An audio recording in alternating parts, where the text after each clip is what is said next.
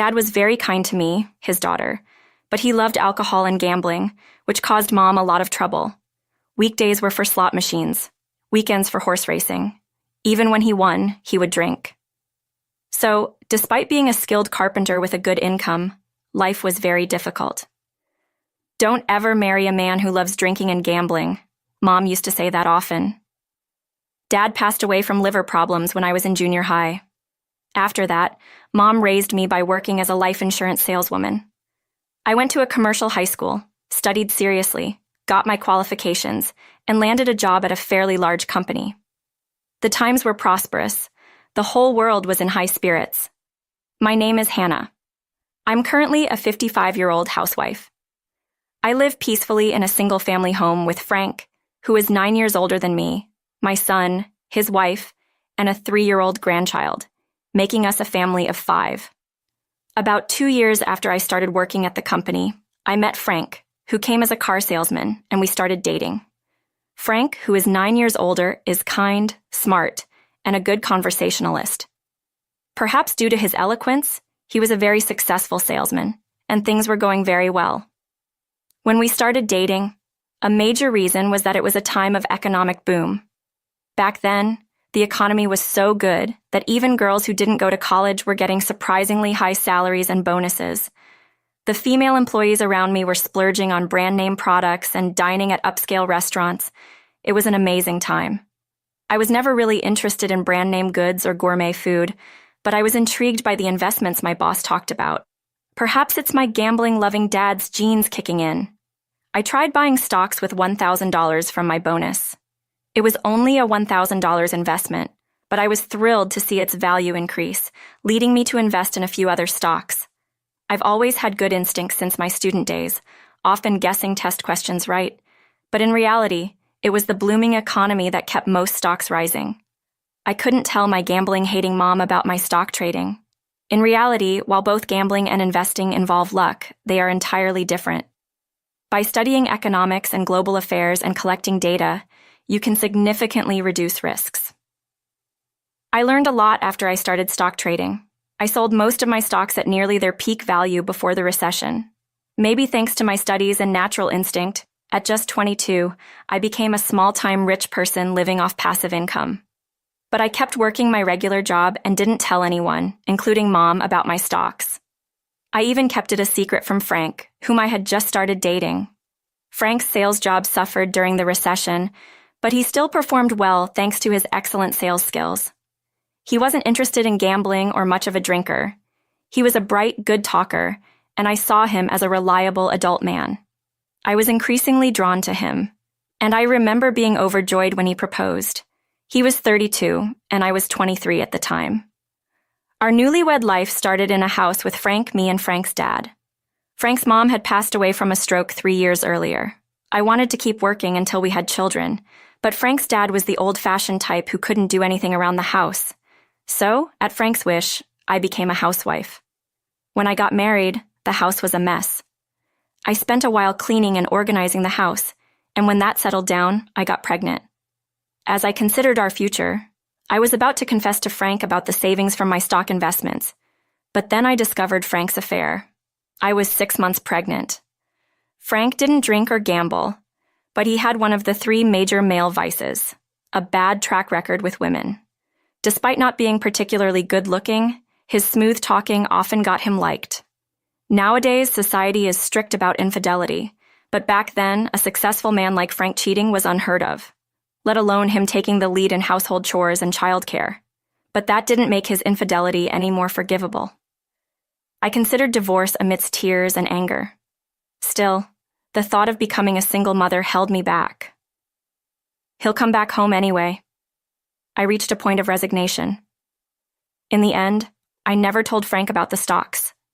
For the savings, I thought as long as I had money, I could manage as a single mother if it came to that later. I continued investing mainly in stable stocks and occasionally in interesting companies, which often appreciated in value, making me a private shareholder with an annual $100,000 in dividends. I put in $3,000 a month for living expenses, so I managed everything with that.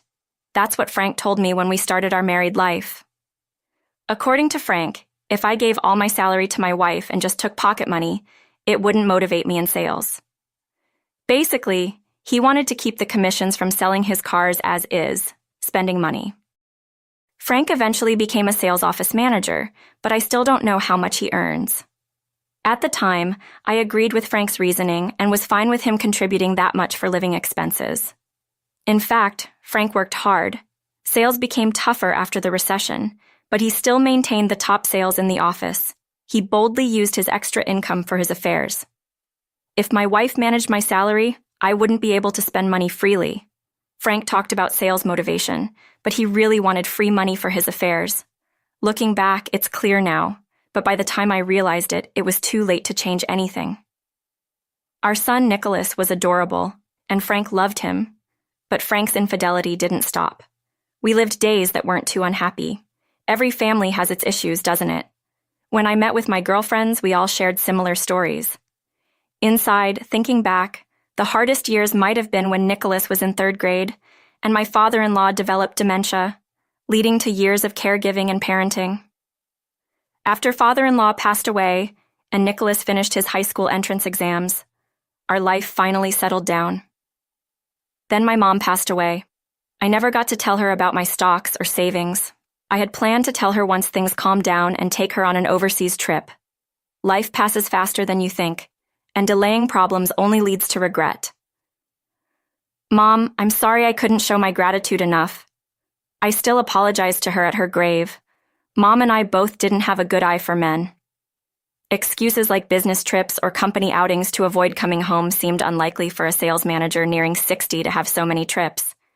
He used similar excuses when he frequently cheated in the past, so I caught on quickly. Are you cheating again? When I asked, he tried to brush it off with a vague lie, just like old times. You're past 60 with grandchildren? Isn't it time to stop? I said, more in disappointment than anger, which seemed to hit a nerve. Enough. It's not an affair. I'm serious this time. I think this is my last love, he defiantly confessed. Something unbelievable. Serious love, not just an affair. This was shockingly hurtful. Maybe I was still a bit smitten with Frank, believing he would always come back to me despite his affairs. Love at your age? Are you kidding me? I raised my voice. How dare you call your husband stupid? Do you know who you have to thank for living without any hardships? A housewife is just a parasite. I'd be fine with the divorce. This was the first time Frank, despite his numerous affairs, mentioned divorce. Was it a sign that it wasn't just an affair, but something more serious this time? It was strange for Frank to suggest divorce. If it were just an affair, it should be me, the wife who's been cheated on, to bring up divorce. As we were arguing, Scarlett, who had been putting the grandchild to bed, came in. What's going on? Why are you two raising your voices? She asked. He's cheating again, and now he says a housewife is a parasite, and he's okay with divorcing me, I explained. She responded in disbelief. Then I'm a parasite too, leaving all the housework, childcare, and caregiving to Hannah while freely cheating. Have you ever thought about how Hannah has felt all these years? What's this, teaming up against me? Frank, unaccustomed to being challenged by women, was flustered. With a husband like this, wouldn't a single mother be better? I would leave him right now. I should have stopped tolerating and divorced him sooner. What are you talking about? You couldn't have survived with a child if we had separated. You lived carefree for decades as a housewife, like a parasite, without any hardship. Raising a child alone and caring for father-in-law wasn't easy. I certainly wasn't living carefree. It was because I took on everything that Frank could focus on work and even find time for his affairs, I said. Thinking about it made me unbearably angry. Don't worry about me. If we divorce, I'll make sure to claim a hefty alimony from you and your mistress. Frank's face paled when he heard about the alimony. I never knew you were such a greedy woman. This is ridiculous. Saying this, Frank stormed out. He probably went to see the woman he claimed was his serious affair. The ridiculous one is him, right? Hannah, Nicholas's wife, looked at me worriedly. I sighed. You know, even with Frank being who he is, I dreamt of us holding hands and walking together as we got older. I never imagined Frank would fall in love with another woman as we neared our 60s. Sounds silly, doesn't it? Saying it out loud, it felt like such a modest dream, and the sadness of it being unattainable brought tears to my eyes. "Hannah, you're not silly at all," she was tearing up too. Just then, Nicholas returned home late from work. "What's wrong? Why are you both crying?" Nicholas was confused seeing us in tears. "After explaining what happened, Mom, if you've decided..." Then I think it's the right choice. I don't hate that, but I know you've been crying. You endured it all for me, right?" "I'm sorry, Mom," he said. I decided then to settle 30 years of grievances. Cost didn't matter. I hired a skilled detective to investigate the mistress's background and address and gather evidence of the affair. Then I found a capable lawyer to consult about the alimony claim and divorce proceedings. A month later, on Christmas Day, a pale-faced Frank came home to find everything ready. "What's this about alimony?" He panicked after receiving the alimony claim from the mistress. "Your lady friend is Madison, 31, a bar employee. She's currently seeing 2 other men beside you. Looks like she's meeting them during the day while you're at work. A classic case of playing the field." The thought of Frank believing that a woman younger than Nicholas was seriously in love with him was almost pitiful. No way. That can't be true. His disbelief was understandable, though. He probably didn't want to believe it. "It's true. Here are the investigation results. I've got solid evidence." "You hired a detective? What are you doing with the money I earned?" Frank, agitated, tried to blame me. "Relax, I haven't used any of your money," I said, spreading out 3 debit cards in my name in front of him. "What's this, huh?" Frank double-checked the numbers on the debit cards. "I'm sorry I kept it a secret. I'm a stockholder with an annual dividend of $100,000, so even if we divorce, don't worry about me. I'll be just fine." Frank was overwhelmed, unable to process that his serious love affair was involved with 2 other men, and that his wife, whom he called a parasite, was actually a wealthy woman. His mind hit capacity overload, and he fell silent, unable to comprehend at all. "You've been playing the stock market with my earnings?" "No, I used the money I saved before we were married. I never touched what you contributed to the household. This card with fewer digits, that's from your contributions. I'll keep it as my security deposit." "Wait, maybe we don't need to divorce. I'll break up with her." I thought as much. People say money blinds, and in this case, I think the amount was definitely blinding. That's why I couldn't tell him before. I dreamt of revealing it when Frank retired, thinking we'd travel abroad. I was so close to fulfilling that dream. It's too late. I'm leaving this house. The house isn't worth much anymore. It's old and the land is leased. Do whatever you want with it. My lawyer will handle the rest. Goodbye. With that, I left the house I'd lived in for years with my son, his wife, and my grandchild. It took some time, but I eventually got a call from my lawyer that Frank had signed the divorce papers. And that's how I finally parted ways with my unfaithful husband. Now, we live in a new high-rise apartment. The area has been redeveloped with high-rise apartments, but it still remains a relaxed downtown feel. I was shocked. Think, Mom could buy a high-rise apartment in cash. Never knew she was that wealthy, Nicholas said thoughtfully. I had a hunch when we went shopping. She often used stockholder discount coupons. She even gave some to me. That's right. You'd notice living together. Frank didn't realize for decades because he left everything at home to me. Uh-oh. Am I in trouble too? Nicholas looked genuinely worried, so we both laughed. Don't just rely on Hannah's wealth, okay? If you quit your job, I'm divorcing you, she said, emphasizing the point. With a wife like her, Nicholas will be fine. Nowadays, it seems like it's not all about hard work. When I was young, I couldn't imagine it, but investing has become common with various services available lately. Nicholas's wife has started investing too, and she's doing quite well. As for Frank, he apparently broke up with his serious love. Apparently, the other woman became furious and caused a scene when she was asked to pay the alimony claim. But that's not my concern. I intend to ensure she pays her share too. There's a fitting penalty for such betrayal. It's not about the money, but I plan to claim part of Frank's retirement benefits as property distribution for the marriage period. Dad called again. He's lonely in that house after retiring, turned down re-employment offers and seems to be withdrawing, Nicholas said with slight concern. I mostly hear about former Frank through Nicholas. To me, Frank is a stranger after the divorce, but he's still Nicholas's father. I have no intention of forgiving that man, but I understand why Nicholas is concerned about his dad. But he's a stranger to me now. I don't want to know anything about him. Right, of course. You're the one who suffered. Sorry, I'll never forgive him, but I'll help if you're in trouble.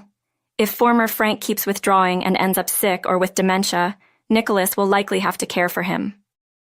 There are circumstances where it's not as simple as saying it's none of my concern. He's an idiot. Tell him he can see his grandchild if he finds a job. Another one's coming like this. We all laughed at Nicholas's wife's slightly harsh but clever suggestion. Once divorced spouses become strangers. That's why we must cherish our relationships, she said thoughtfully. Growing old together peacefully and in harmony is quite challenging, but you two seem to be doing just fine. I sighed as I spoke. I wondered how many couples actually manage to have such a golden age. Oh, come on. You keep talking about old age, but you're still young, Hannah. Now that you're free, there's no reason you can't fall in love again. That was something I hadn't considered as I looked surprised. She suggested something more astonishing.